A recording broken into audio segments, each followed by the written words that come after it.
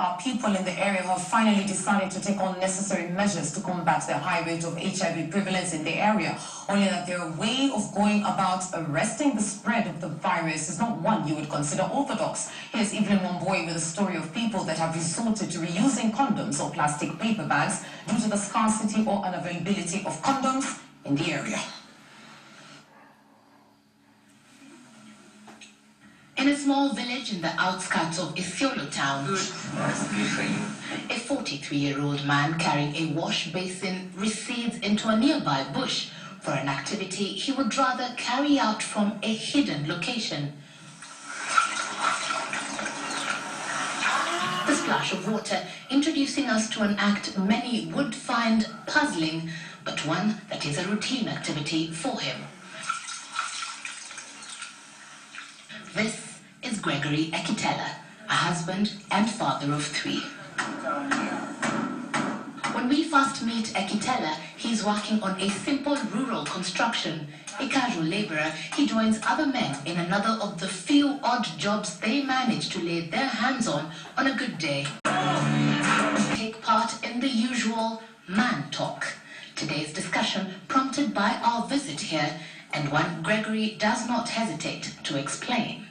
Huwa tunanunua condoms kutoka town, na condoms bei ghali sana. Tunanunua 3 kwa mtu mmoja, naweka kwa pocket na kuja nayo nyumbani.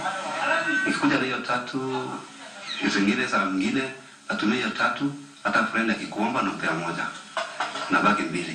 Kutoka hiyo 2 unaweza tumia, ama ukiona utaenda unaosha, alafu unaanika, baadaye tena ndio unakuja kuchukua.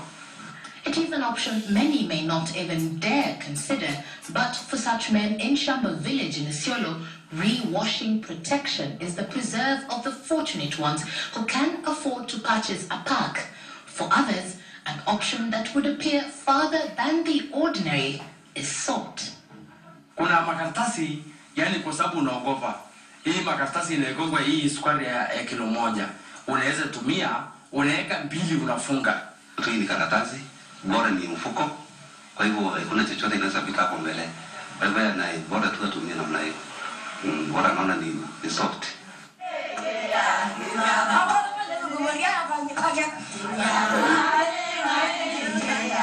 Song and dance introduces us to the other half of this odd practice, and to Gregory's other half, 36-year-old Veronica Esingila, part of a community women's group that comprises both the young and the old in a region battling to keep up with traditions,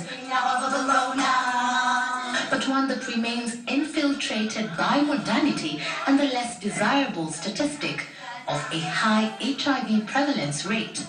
For Veronica Esingila, it is such odds that have seen her accept a practice she openly considers crude but necessary.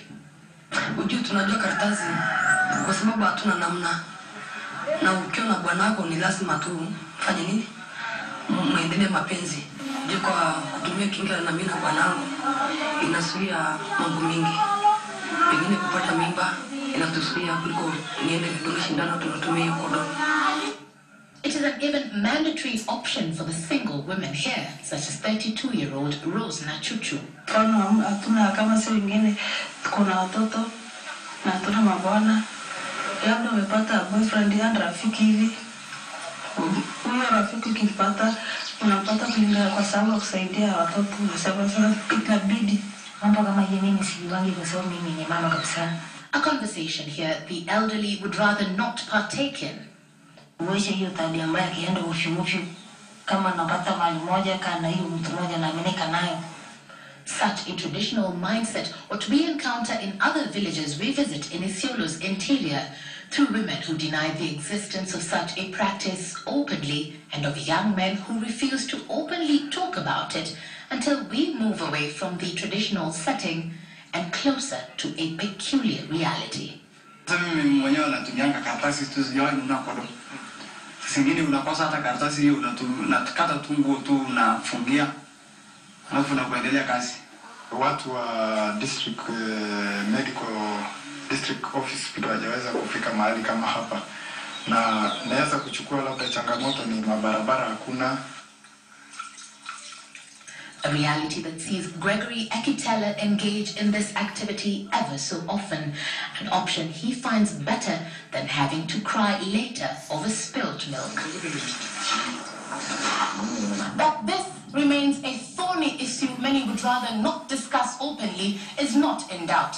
But when a man makes the conscious decision to reuse protection or opts for the use of plastic paper bags instead, exposes not only the level of awareness among the people here in Isiolo to protect themselves, but also, and quite sadly, the lack of resources and facilities to back them up.